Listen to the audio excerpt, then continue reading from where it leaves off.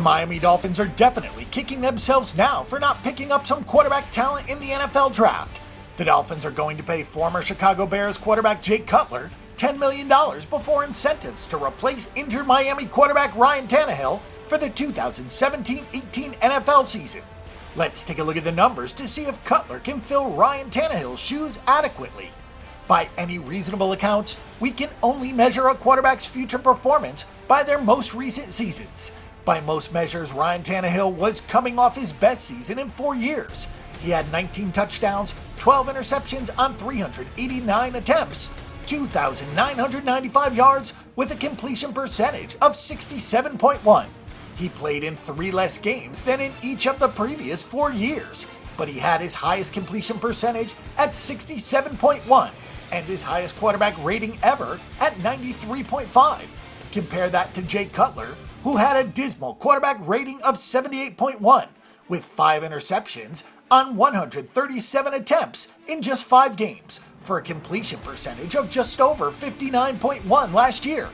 It's hard to make a fair comparison with Cutler missing so many games last season, but if we look back to his previous 3 years, Cutler had an average 65% completion rate. In 2015, when both quarterbacks played full schedules, Cutler had a 64.4% completion rate compared to Tannehill's 61.9%. 2014 saw Cutler go 66%, even compared to Tannehill's 66.4%. And back in 2013, Cutler completed 63.1% of his passes compared to Tannehill's 60.4%.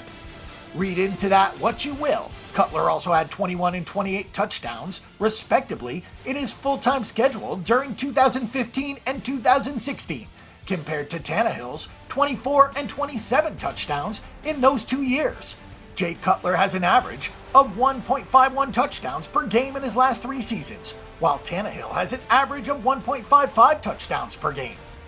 The stats are really close between these two, so maybe Jay Cutler will make a fair replacement quarterback for the Dolphins. However, odds makers are piling up the reasons why he will not, including age, previous injuries, lack of prep time, the fact that he has not been preparing for an NFL season, but a career in broadcasting.